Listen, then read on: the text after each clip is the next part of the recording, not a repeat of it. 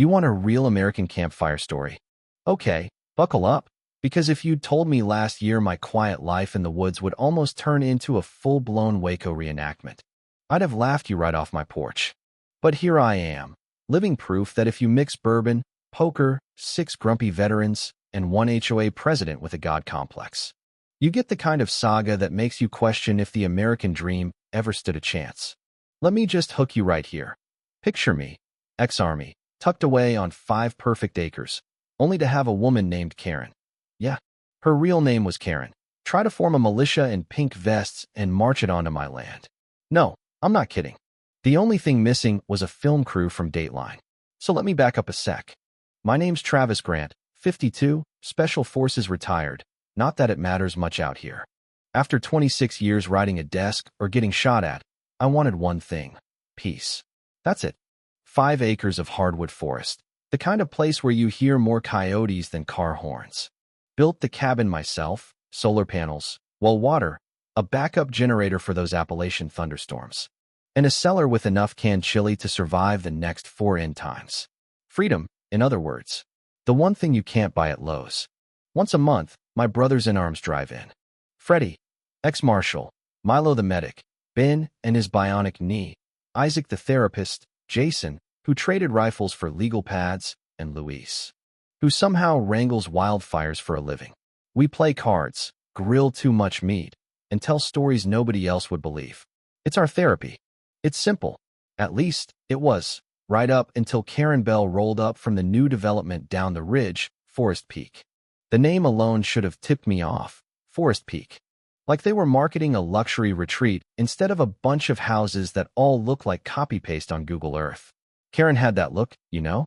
Platinum helmet hair, tracksuit, pearl earrings, probably yells at baristas for fun. President of the Forest Peak HOA, which in her mind meant sheriff, mayor, and judge rolled into one.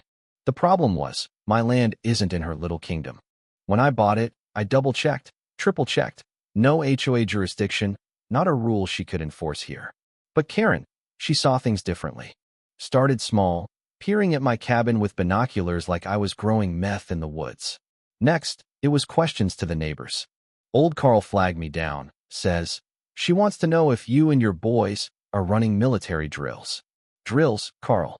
I said, "Yeah, we drill." Right into the whiskey bottle. But Karen's brand of paranoia doesn't quit. She started writing newsletters, community safety alerts, warning folks to report suspicious activity on the mountain. She never named me, but her dotted red circle on the map might as well have said Travis's place, possible militia. Freddie called that day, cracking up. "You made the threat list, brother. Want hazard pay for poker night." I should have paid attention, but honestly, I was busy marinating ribs. Then it ramped up. She called a special HOA meeting, because when you want to play soldier, you gotta have a committee, right? She formed the Emergency Security Task Force, brought in Pete, who used to be a mall cop until he got fired for overenthusiasm, Joel, whose only combat experience was tackling a skateboarder, and Brett, her 17-year-old nephew, probably grounded for vaping. They ordered matching vests. In pink. Tony at the gear store told me. She wants Bear Mason bulk, man. She's arming up. I thought it was a joke, until I saw her out there, pacing the cul-de-sac in a reflective vest, barking orders into a Bluetooth. And then, twist number 1, she didn't just ran online. Karen forged a legal document. Claimed her board had unanimously voted to put my land under surveillance. Only problem, my land's not her jurisdiction, and she forged half the board's signatures.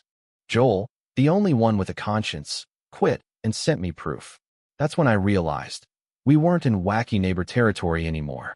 This was real. This was dangerous. So, I lawyered up. Luckily, my best friend is Jason, who knows his way around a courtroom as well as a Glock. We gathered up her newsletters, the fake resolutions, her posts tagging suspicious men in tactical gear, which just meant Milo's Jeep and Ben's limp. Then we waited, and sure enough, the showdown came on a Friday night. We were outside, firelight dancing, steaks sizzling, old jokes flying, when Daisy, my dog, froze.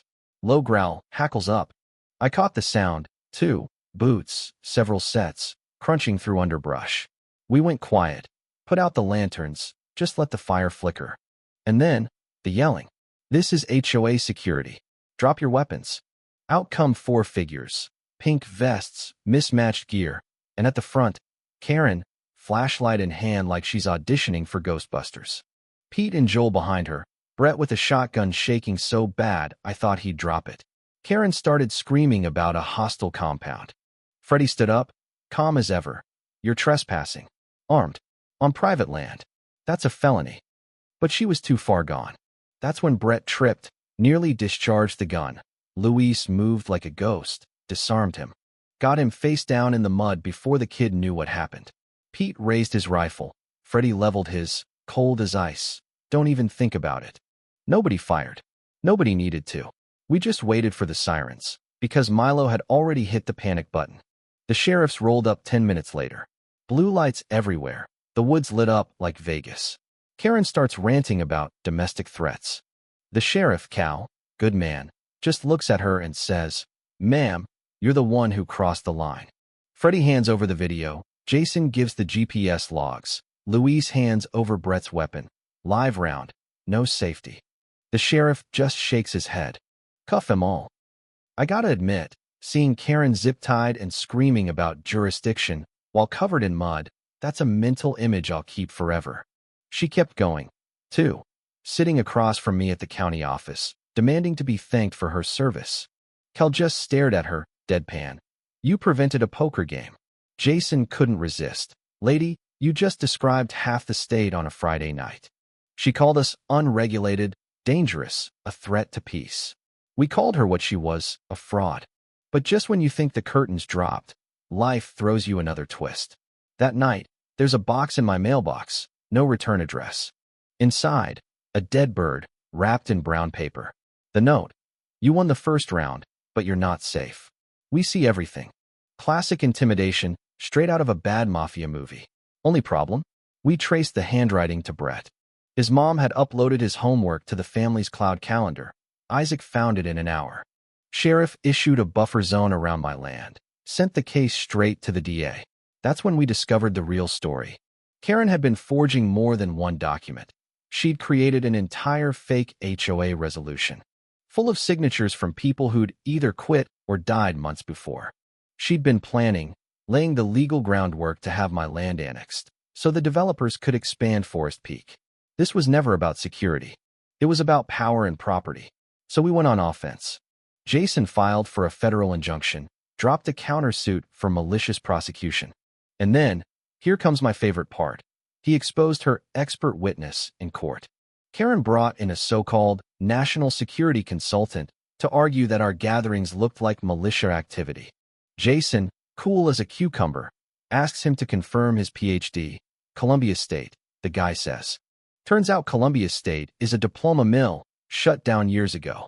Jason pulls up records showing the guy's only government contract was installing cameras at a strip mall. The judge throws out the whole injunction, then refers Karen and her attorney for fraud. Now things go nuclear.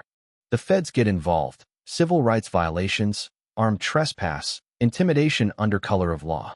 Karen's emails reveal she's been corresponding with some fringe citizen defense league, drafting fake documents, trying to set me up as a domestic threat. FBI, ATF, everyone's involved now. Karen and her little task force face federal charges. The HOA collapses overnight. Board members quit, residents sue, the county freezes the budget. And suddenly the only patrols on the mountain are from the sheriff's office. The trial was something else. Karen, stripped of her power suit, looking small for the first time. She got convicted on 5 counts. No parole for the first 7 years. Pete and Joel, the same. Brett, sent to juvenile supervision.